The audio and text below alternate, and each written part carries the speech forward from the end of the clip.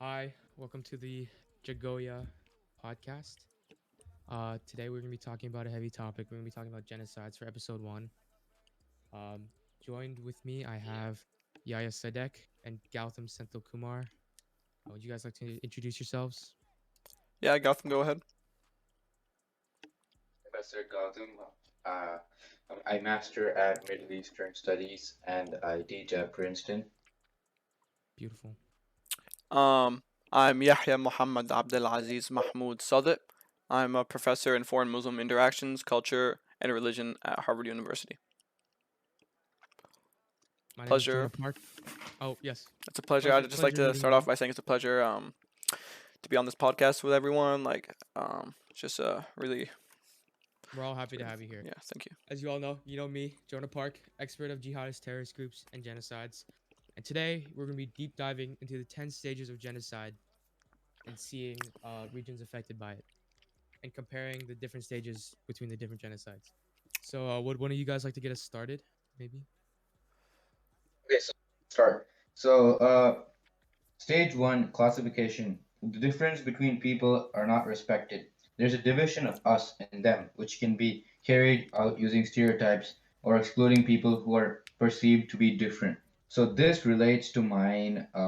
This relates to the genocide I was researching, the Armenian genocide, because they used a slogan called "Turkey for Turks," and this is kind of like implying that only Turkey should stay in, only people, Turkey citizens should like stay in Turkey, and everyone else, should be excluded out. Every and these non-Turks were like often like subject to violence attacks. So yeah, that's from my part. And so, like, what were some, like, okay, so who were the two groups involved specifically, Gautam? Do you know that? So here are the two groups involved.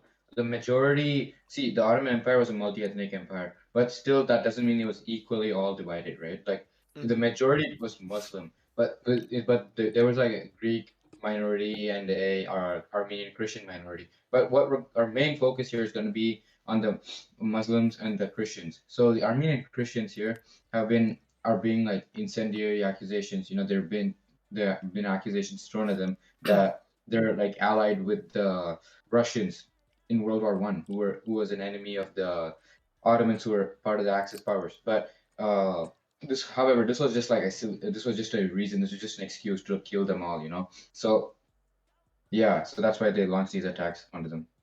And so their differences specifically remind me again. So, how were they differentiated from the norm? Is it just because they allied with the Russians? Because I mean, like so pretty much see in give me just a second.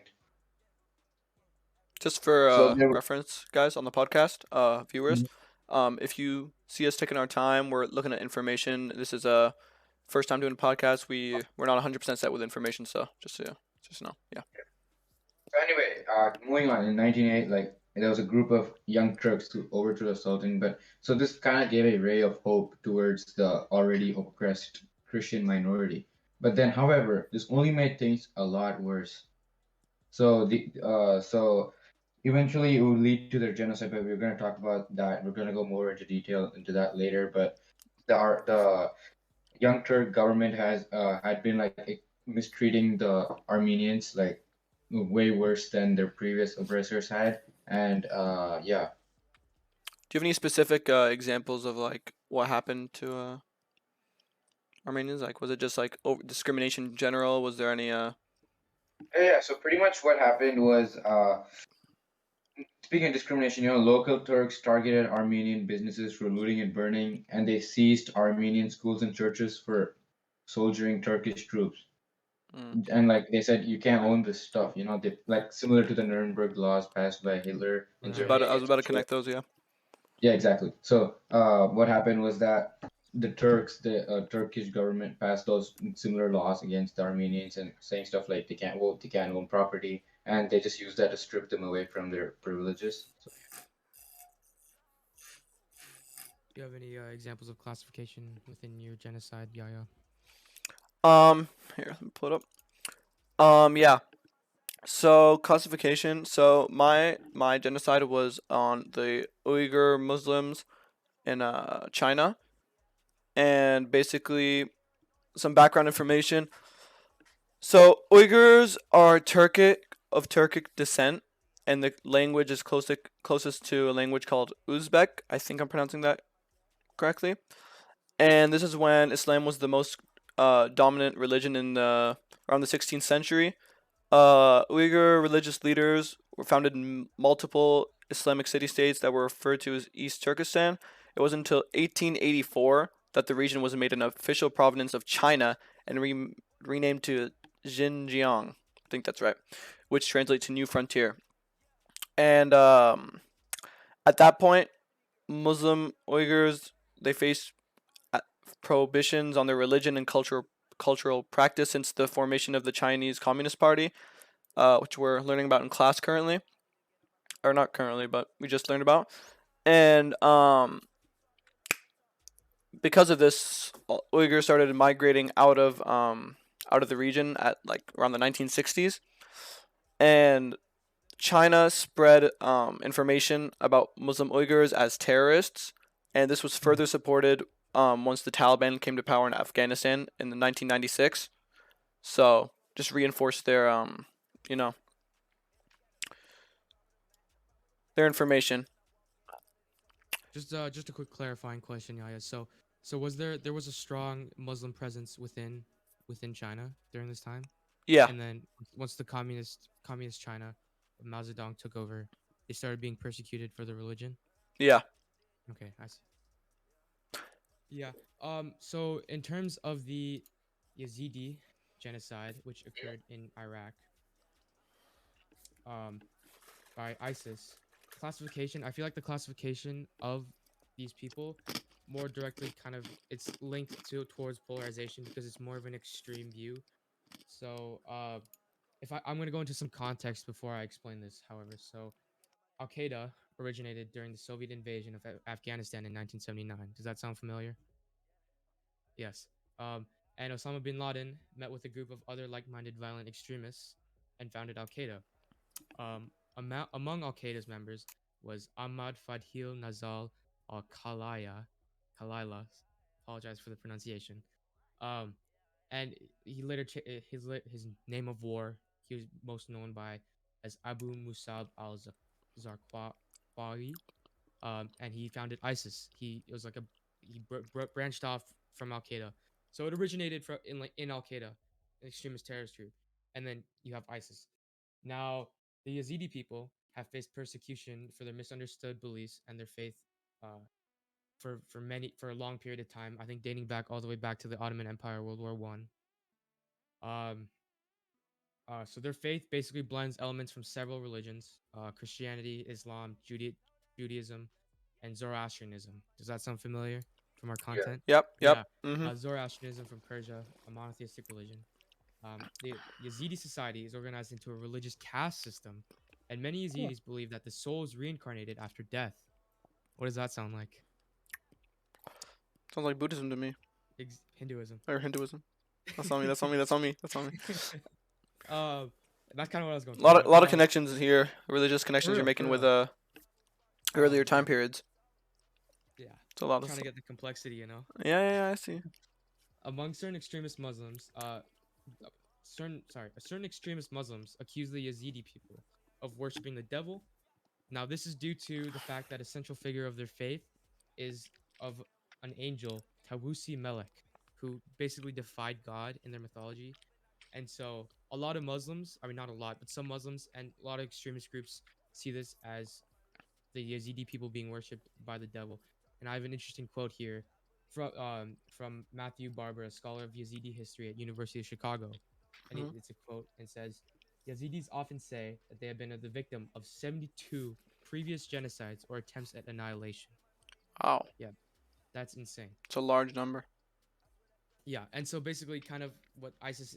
I mean, I forgot. I should have gone in more depth about this, but ISIS is basically they believe that all religious beliefs and branches of Islam that are not their own are apostates, which means that which an apostate is a person who refuses to follow, obey, or recognize a religious faith, and so that any followers of such variants of religions are irreligious and should be killed or converted.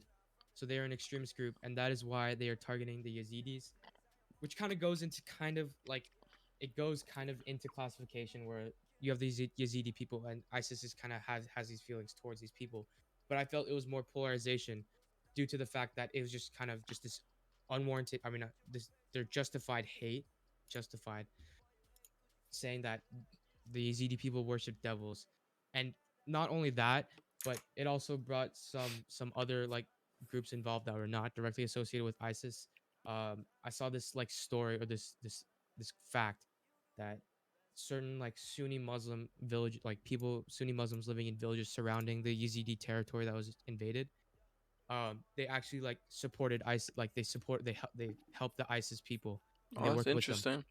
Yeah, and so I think like along with like the propaganda that ISIS spreads, it's like they've started to like spread their ideals, extremist ideals to other places, and that kind of relates to polarization. And so you're But saying I kind of find these Sunni communities have they like followed the like the specifications of ISIS is like well um they're not directly like associated with ISIS, but what I'm mhm saying is in the time of the genocide when they were invading the region that the Yazidi people were in, mhm um they were like working they were like helping like providing homes for mhm them and, supporting them. and with shelter in the villages, That's and really that is interesting. because like I said before, some Muslims, not all of them, believe that the Yazidi people worship the devils, and that it's like they should be punished.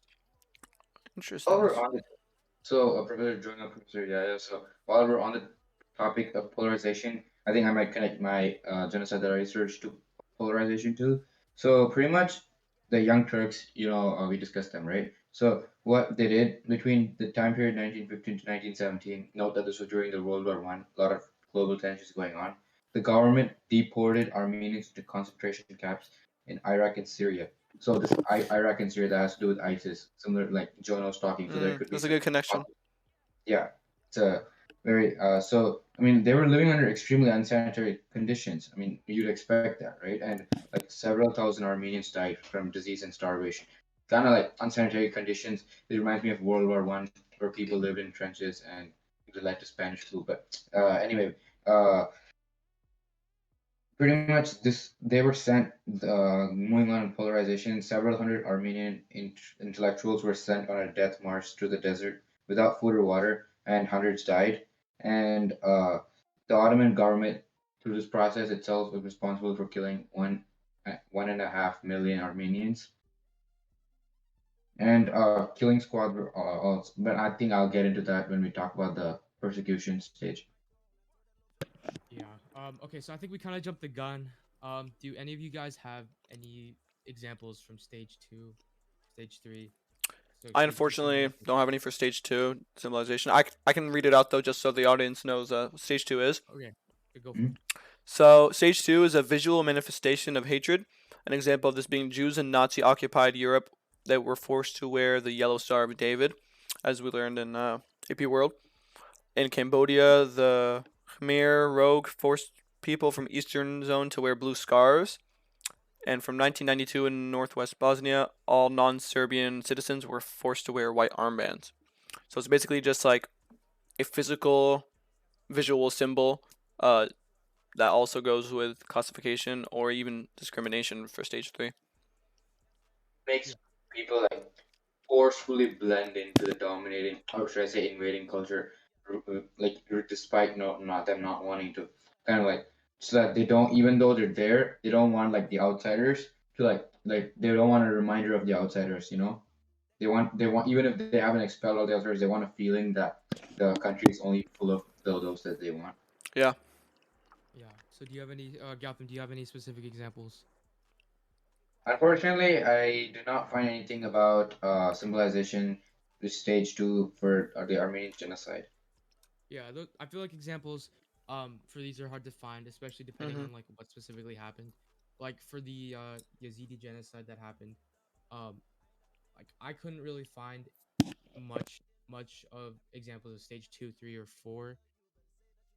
Mainly because basically what happened was ISIS, they established themselves as this group that basically rejected all other branches of Islam and religion, who didn't and people who believed in didn't believe in true Islam, basically they wanted to exterminate. So basically, what happened was they identified the people, and then they went and they massacred them in their region. But we'll get into that obviously, once we get to stage 9. So yeah. Actually, you were saying you couldn't find much about stage 4, but actually, I found something about stage 4 dehumanization, which is like those perceived as different were treated with no form of human rights or personal dignity. During the genocide in Rwanda, Tutsis were referred to as cockroaches, and the Nazis referred to the Jews as vermin. And as we've seen the movie Schindler's List, we've all seen how dehumanized everyone's treating, and even in the book Night, it's a very heavy topic. But anyway, so for on the stage 4, on the topic of stage 4, I've got. Give me just a second. I've got so this is like very heavy stuff. So Armenians were subjected to medical experiments and given dangerous drugs or poison. They were used as test subjects. That is normally like very unethical, and the Christian minority was also categorized as subhuman vermin, were the source of the disease. So pretty much they were scapegoated for everything, similar like to the Jews in Germany. Like pretty much similar to the situation of any minority party, right? Mm-hmm. Yeah, you said they were used for test subjects. Yeah, they were used to test Wow. drugs, and yeah. That's... Terrible. Did we kind of pass over discrimination, like stage 3? Kind of. But yeah, Oh, sorry. Yeah, I think we kind of jumped the gun there. So would you like to go over stage 3? Discrimination. The dominant group denies civil rights or even citizenship to identified groups. The 1935 Nuremberg laws stripped Jews of their German citizenship, made it illegal for them to do to many jobs, or to marry German non-Jews. So, Yaya, I'm guessing you have an example. Yeah. So discrimination. One of the big factors in the genocide against Uyghur Muslims is the technology China's using to identify them. Um, Here I have from this source called TechCrunch. It's basically saying Chinese government uses technology, surveillance, and facial recognition to oppress millions of Xinjiang residents. Still don't know if I'm saying that right. And U.S. lawmakers will are using like they're trying to investigate to see if human rights abuse in China and Chinese companies, but at the same time, as I'm sure Miss Riley said in class, and if you guys remember, she's saying like China and U.S.'s economy are like really entangled, so the U.S. can't really have put that much resistance on China as much as they want to. But something that's a very big thing is the Trump and Biden administration both labeled oh, Gotham went, but they both labeled the Uyghur genocide. They labeled it as a genocide publicly, both administrations, which is actually a big thing, and yeah. So this technology that they're using, it's not good. They I saw in this one article called SmithsonianMag.com. It says how up to 7,000 Muslims per week. I just You're all good. 7,000 Muslims per week were captured because of these technologies that they were using. So Wow. So do you know specifically like what kind of technology? I might have missed that. yeah. Here I got it. Wait, where'd it go? Yeah. So they have where'd it go? Give me one sec. Bum, bum.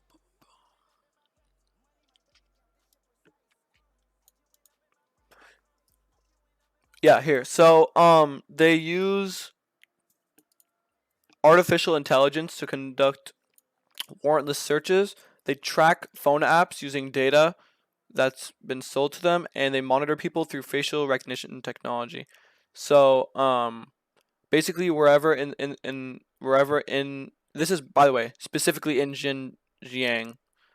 Like it is in other areas, but this is it's a very big issue in specifically Xinjiang. I don't know if I'm saying that right still, but yeah, it's not good.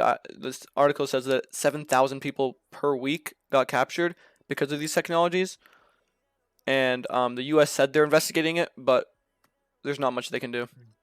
That's just like, to me, that's just crazy. Like, not only are you like rejecting their human rights and their right to privacy, but like you're also using it just to single out a specific group of people.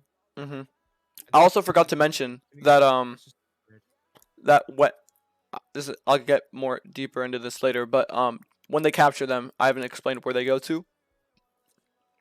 So they get sent to these camps.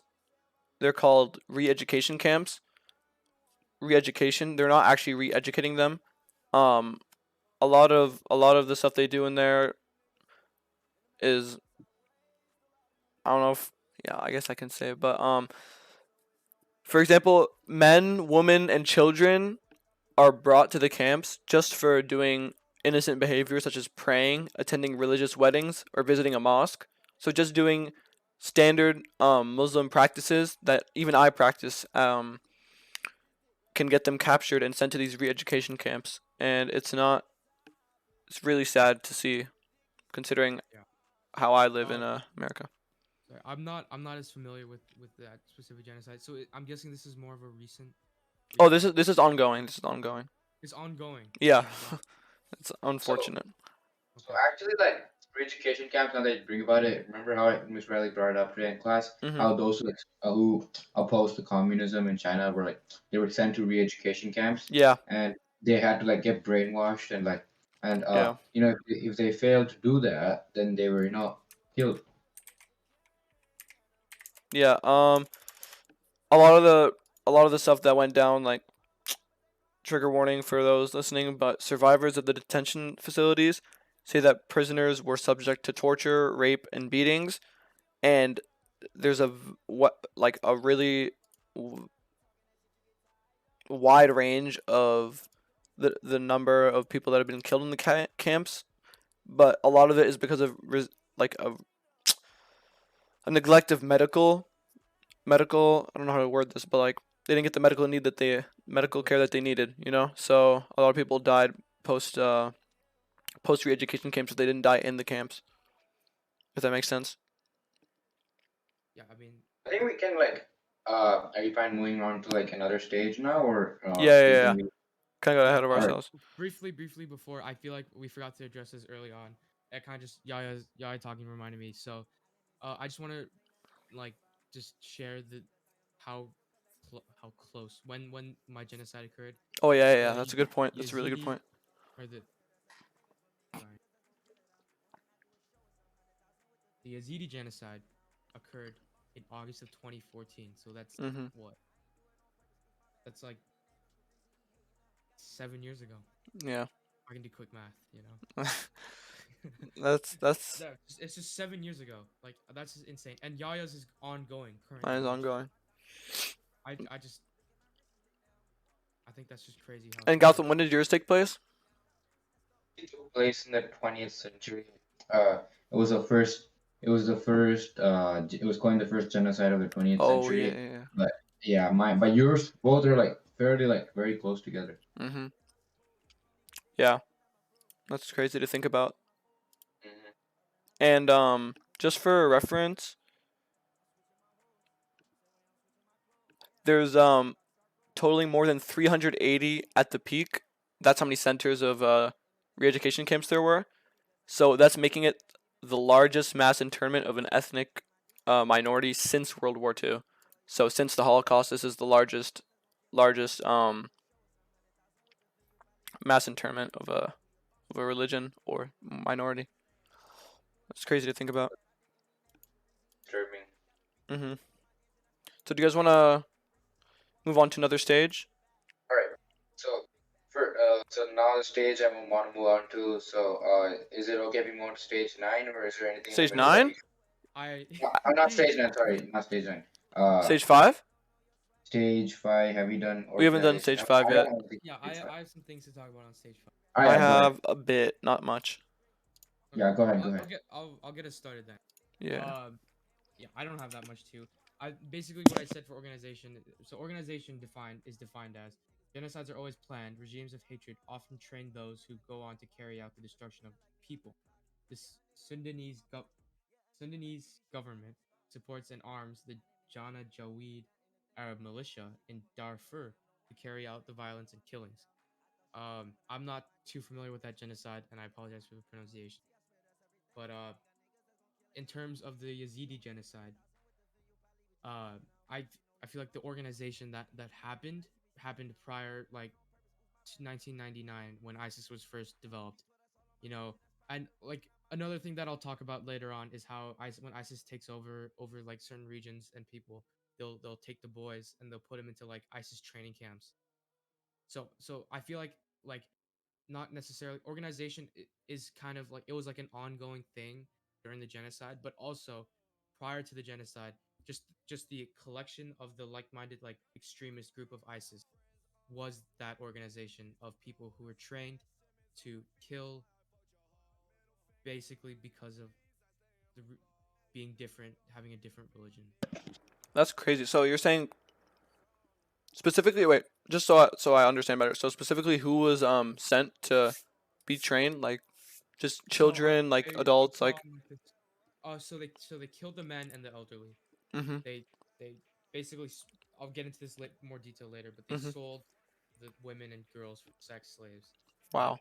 raping, and the boys were taken and they were sent to these ISIS training camps so that they could be soldiers and carry out ISIS deeds. And Mhm. it's kind of like almost like the re-education centers that's happening right now, like brainwash them, stuff like that. But yeah, that was my organization. I get in mind in 1 sec.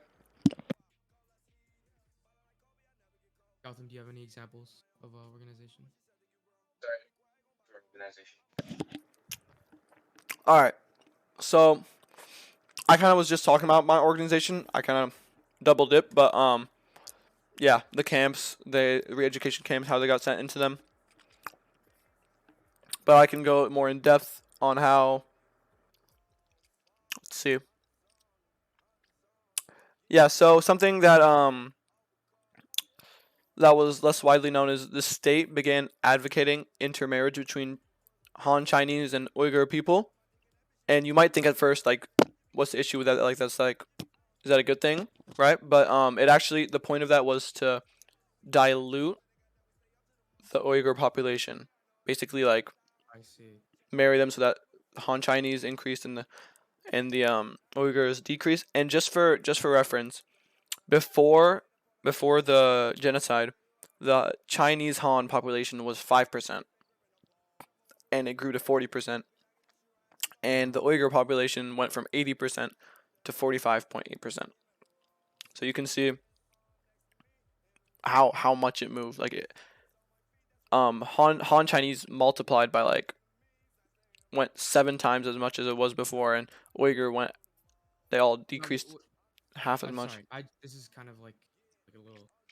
What's kind of like I just wanted significant is that, clarification. like, Hmm. Go if ahead. you Go ahead. remember, yeah, if you remember back in the time of like Genghis Khan and like the Han were actually like in the time of the King Dynasty, the Han were actually the minority group. Remember, Mhm. like, and the Manchus were like this constant ethnic tension. Like Han still seemed that continuity still seems to have been here, but after the genocide, there seems to have been a lot of change. Because I mean, yeah, what were those numbers again?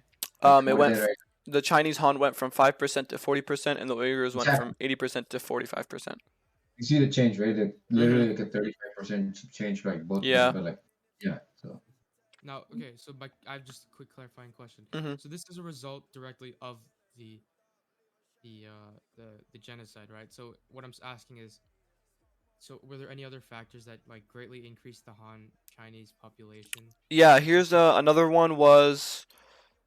So I'm sure you guys have heard of the I don't know the year, it doesn't say here, but the law in China that reduced that limited the amount of children one can have in China. If you guys remember that, that was a big thing. Well, actually, something that happened was wait, yeah. So they began fining Uyghur families with too many children, but they didn't enforce the same restrictions on the Han Chinese to the same extent. So discrimination there, just trying to find the Uyghurs and not the Han, which is something Yeah, to I think mean about. that could be classified as like classification stage one. Yeah, Extermination. we're kind of getting ahead of As ourselves, in but we the can. well, You want me yeah, to it's kind of like related back. move on But to yeah, stage 6? uh, yeah, Gautam, you don't have? Do you have anything on organization? I think I already asked that question. I'm the No. organization. Okay, I think we can move on to polarization. Alright, So, who wants to get us started? I can uh, go at it. Go ahead, So Johan. stage 6, polarization. Propaganda began to be the spread of by hate groups. An example of this is Nazis using the newspaper to spread and incite messages of hate about Jewish people. yeah. So pretty much polarization. I said, it's this pretty much the entire purpose of the stage is to instill fear in the large moderate Turk population that not otherwise likely oppose the targeting of their friends and neighbors. Kind of like to get rid of that guilt. Like kind of saying, people might think, I don't think I want to kill him. We're close, but then this propaganda kind of changes their mind, brainwashing propaganda. So you won't at all feel guilt, like you won't feel guilty in like having to kill them or like Mhm. perform hate crimes against them. And this was done through like extreme hate speeches and intense propaganda, like Professor Yaya mentioned earlier. Yeah.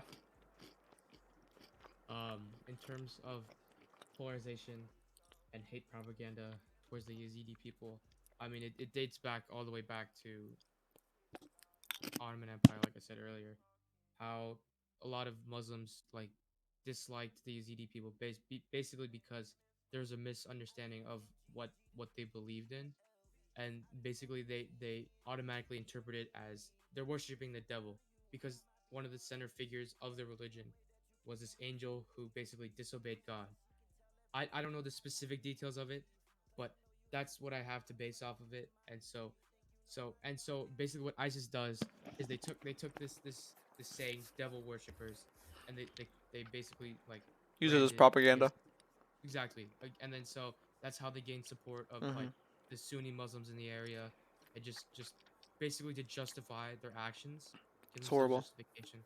Yeah, that's that's what they did. Yeah. So something that I kind of already talked about it, but like propaganda they spread in the news. At one point they launched a campaign called Strike Hard campaign against violent terrorism in 2014, and this led to surveillance. This was the beginning of the surveillance era where they facial recognition and stuff. But before they had that technology, roadblocks and checkpoints and confiscation of Uyghurs' passports, similar to the Holocaust, how they stripped their Stripped them of citizenship. citizenship. Yeah, and they added something called People's Convenience cards, which restricted the Uyghurs' freedom of movement. It was basically like a lower version of a passport that let them know that they were Uyghur Muslims and that they couldn't do as much with it. I don't know the specifications of it, but that's just what I have from this source. Yeah. So, you guys want to move on to stage 7? You guys ready? Say seven. What's that again? Preparation. Duration. Yeah, Ooh, oops. I'll read it. Yeah, go at it. All right. So preparation. Stage 7. Perpetrators plan the genocide. They often use euphemisms such as the Nazi phrase, the final solution, to cloak their intentions. Just a quick reminder, the final solution uh, was that Nazis thought the only way forward was to eliminate all Jews. That's why Hitler, what the hell? That's why Hitler conducted the Holocaust. Anyway, to cloak their, so yeah, like the Nazis faced the final solution to cloak their intentional acts of genocide are disguised as self-defense if there is an ongoing armed conflict or civil war, such as in Bosnia. I believe I kind of went detail. Basically, the preparation that went behind what ISIS planned to do. Basically, they captured these cities that weren't like that they didn't consider to be true Islam, and they took the boys and they trained them, brainwashed them. And I feel like that's just the preparation that was involved specifically. Mhm. Does that make sense? Jonah kind of lagged out, I think. Hello? Can you hear me? You good? Gentlemen, we had some technical difficulties, but now we're back. Back and onto stage 8, persecution. Alright, Victims so are I got this. identified. Go ahead, Galvin. Go at it. Sorry to interrupt, Professor Jones, but anyways, victims are identified because of their ethnicity or religion, and death lists are drawn up. People are sometimes segregated into the ghettos, deported or starved, and property is often well, it's a new word. Hold on. I think it just means taken away from them. And genocidal massacres begin. So, I mean, ghettos, what this reminds me of, the book Night. So, I forgot the protagonist. What was his name again? Sorry, what? What was the protagonist's name again in Night? Oh, what's his name? Ellie Weasel. Exactly. Oh, the Elie Wiesel. protagonist. And That was how all of them different. had been moved to ghettos. Remember, like when the Germans had arrived, they'd all been moved to ghettos, and their property had all been liquefied. But yeah, anyways, so I think we could actually like merge this stage as extermination because they both have to do similar. Do you agree, guys? Right, right. I feel like we could. I mean, these two very They're much very go hand in similar. hand. But Okay, go I ahead. think I think if we were to distinguish a specific thing of persecution and the like the segregation of people, I mean, I guess you could say this also happened during the extermination stage, but how a lot of the times the women and the girls were sold as sex slaves, and a lot of the times they were moved to like places all over Iraq, um, and like away from their homes. Mhm. And like I saw this statistic about how like there's a ton of like women who are just have gone missing. They don't know where they are. So So anyway, like speaking of like persecution and extermination. My example related, so pretty much this again, trigger warning, this is very dark stuff. So what happened was, officially, it began on April 24th, 1915. That's when the genocide officially began. And so here's what happened. So killing squads were assembled to drown and burn Armenians alive, throw them off cliffs, and slaughter them in other horrific ways. Children were kidnapped, converted to Islam, and given to terrific families, and others were deported from the region entirely or sent to concentration camps. This is kind of similar to how like Chinese and Japanese were sent to internment camps. But it is estimated that there were around 25 concentration camps around the country, and the military group carrying out these atrocities on these hate crimes was called a special organization, which was led by the Young Turks. Mhm. Yeah. you want to So, share about your stage 9? Yeah, yeah. um, You have a stage 9. It's yeah, ongoing currently, right? yeah. So right now, there are deaths from the re-education camps. There's just not. I couldn't for the life of me find it like an accurate number. They're all different and they're all like saying different things. So I didn't want to display false information. But Right. There are deaths occurring. there are deaths. There are And multiple deaths. I'd say like actually I'm not gonna say anything. But there are a lot of deaths occurring. I don't have an exact number, but it is I don't know if massacre is the right word to use, but like I just don't want to say anything that's wrong, I but mean, I think it's kind of also massacres that partially are partially occurring because in off the. of like Say it again. sorry. Oh, I mean, like you said before, like also partially due to like the lack of medical attention that is Mhm. required. And like you could basically categorize that as like intentional like like neglect to like basically attempt to like Yeah. exterminate, you know. Mhm. And Um something I didn't mention this before. I just realized this now, but something that like that kind of connects me and Jonah's topic is like kind of seeing how Jonah's genocide like puts like a negative perspective on the rest of the world on Muslims, and that kind of right. reinforced the Chinese the Han like propaganda and stuff. Like it goes hand in hand how like they're The using, terrorist groups. yeah, terrorist Right. groups, and they Pause. use it Just as to interrupt. promotion like or propaganda for As like justification. justification. Yeah, Right. that's the word I was looking Like for. yeah, there was like a huge surge, like after groups like the Taliban or like ISIS like started like you heard about them in the world news, and the genocides that they were committing. But not only like, especially going all the way back to like 9/11, Mhm. there was a huge surge of like Muslim like hate acts Mhm. that I saw in the People statistics. running a lot for like like what is that? The anyone wearing like the Muslim turban was considered like a terrorist back Right, then too. Mhm. right. Mhm. That just really shows how connected like a lot of these genocides are, and how like kind of like world news can skew like a public's opinion, bias and stuff. Yeah.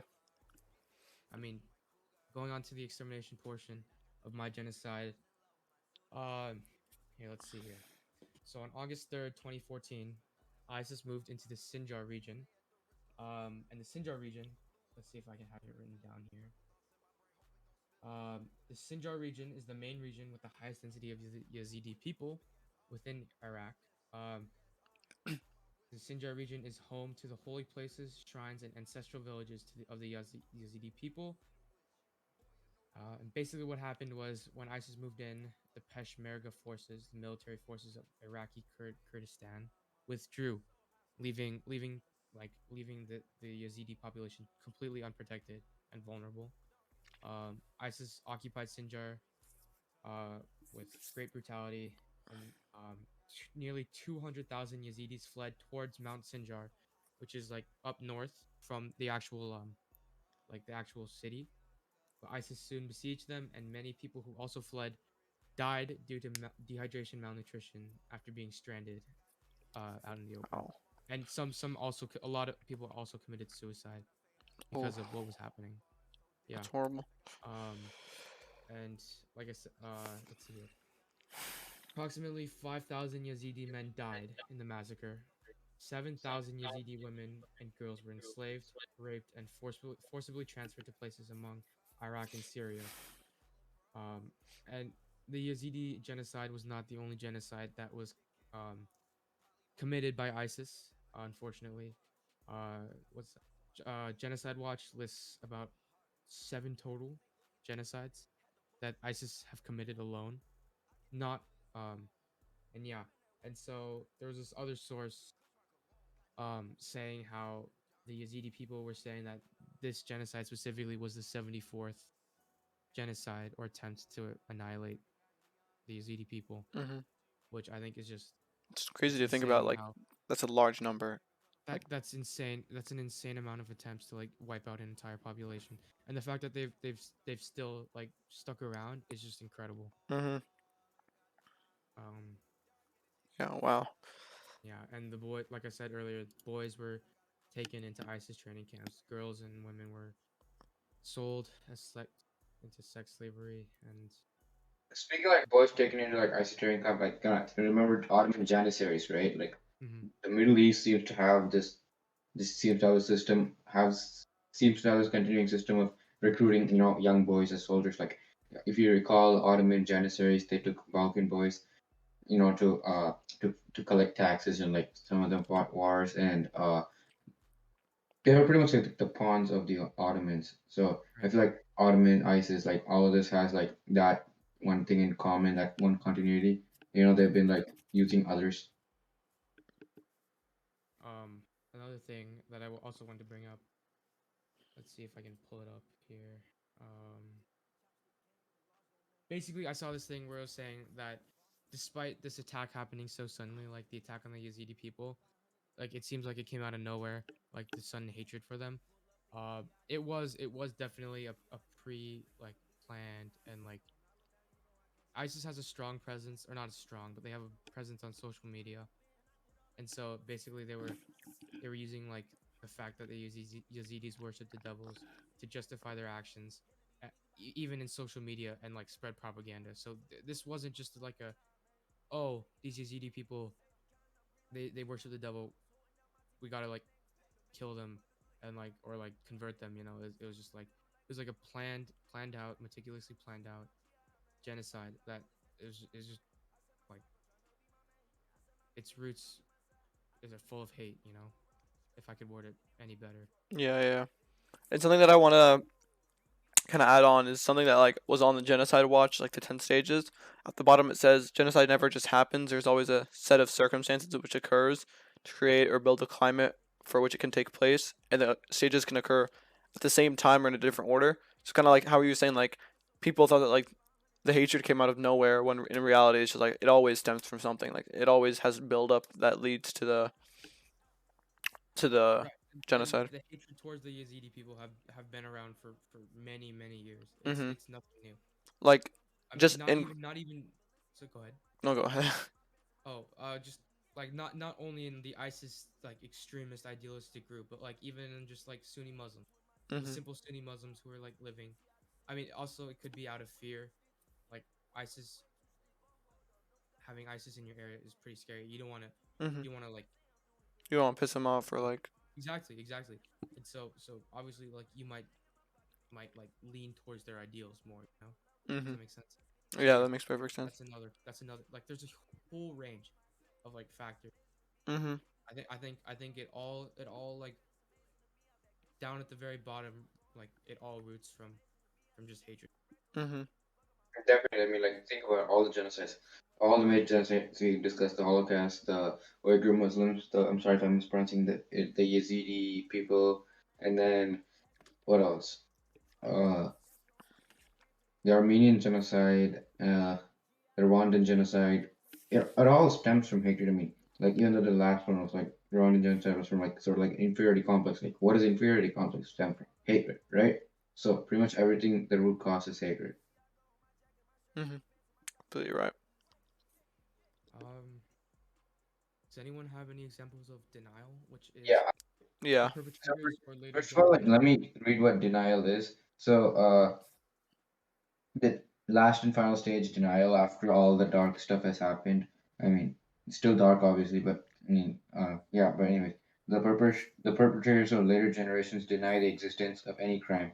Evidence is destroyed and witnesses are intimidated. There's been an increase in Holocaust denial online in recent years. I mean, it seems so. Pretty much how this relates to the Armenian genocide is because so like the government has, even now the Turkish government has denied to recognize this as a genocide. I mean, and they claim that the deaths were inevitable consequences of war, death, and ethnic strife. Yeah. Mhm. You guys have any? Yeah. Yeah, So I got for mine. There was some denial between China actually like it's common for countries to deny the whole series of events as a genocide, but something Right. that's not common is to deny the Any occurrence of any of the events. exact So China completely denies any allegations against the discrimination of Uyghur Muslims. They deny the facial recognition, the technology used to identify them. They deny that they have free education camps. They deny everything. There's nothing that but these are all proven facts that they're proven. They're denying them with no evidence to back it. back them up. That's Yeah. also I think you said the Biden administration recently admitted Mhm. that it was a genocide, but this has been something that's been ongoing for many years. It's been on. Yeah, it's been ongoing for a So long time. And the Trump. not only does China completely deny that anything is happening, the U.S. not wanting to worsen their relations with China has not labeled it a genocide until recently. Yeah. And further than that, they can't act on it. They can't, even though they know what's going on, they can't act on it. And of course, like I'm sure if it was any other country, not any other country, but if it was another country, they would do anything in their power. And they said they've done economic sanctions, but in reality, those haven't been proven or seen in To have any like form. a huge impact. Oh, just at all. I mean, I like this one source says that like there's economic sanctions that haven't been seen yet. Mhm. Like I'm not sure. Maybe there is, and we just like haven't seen a Right. big effect from them. But yeah, there's this one. Yeah, just some more information, just because I haven't said it yet. Also, they sterilized Muslim women, and they couldn't have children, and they used them for forced labor, and What was the last one that I was looking at? Yeah. Yeah, whatever. I couldn't find the last one, but yeah. I can't believe that that kind of stuff is still happening Mhm. Yeah. in our society now. Yeah, In it's 2020. crazy to think that like it's currently ongoing. All we talk about in AP World is about like history and what happened Right, before and what led up to this, but it's crazy to think about like a lot of the stuff that we talk about like has a big part in like what's going on now. right. Yeah. And yeah, I mean, we've throughout this podcast episode, we've made so many connections to history, but like a lot of the genocides that we're comparing them to happened fairly recently. So I think that's just interesting how history, that something that happened like hundreds of years ago or like 100 years ago could have such an impact on our society like recently. Mhm. Before we wrap this up, do any of you guys have anything to add? So pretty much in memory of all these innocent souls who have died, let's give them 30 seconds of silence.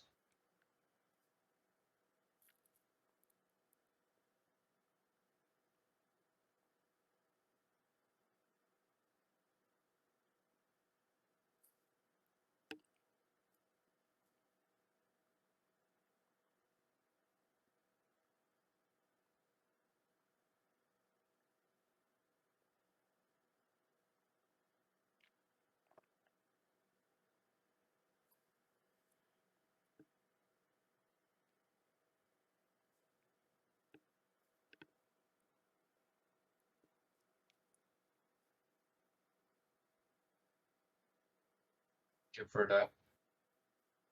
Appreciate it. Thank you, And everyone.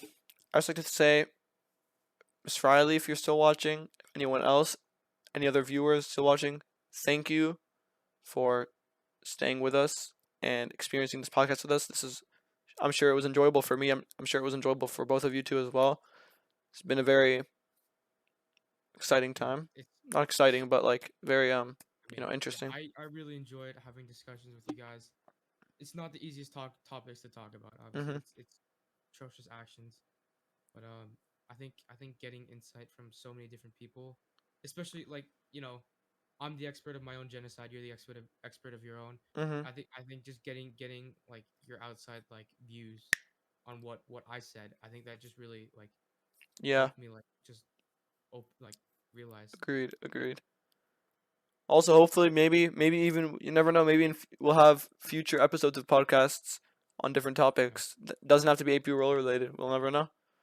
Maybe definitely. enjoyable topics, like shoot some examples. AP Lang coming up. Here. AP like, nah, I'm A push. I'm an A pusher. Are you both A push? No, I think Gotham. Are you AP Lang? You Yeah. Lang or A push? He's a Langer. Lang. So, Mm. John, are you A doing a push. push? He's- I'm doing Lang. Yeah, let's go. Yeah.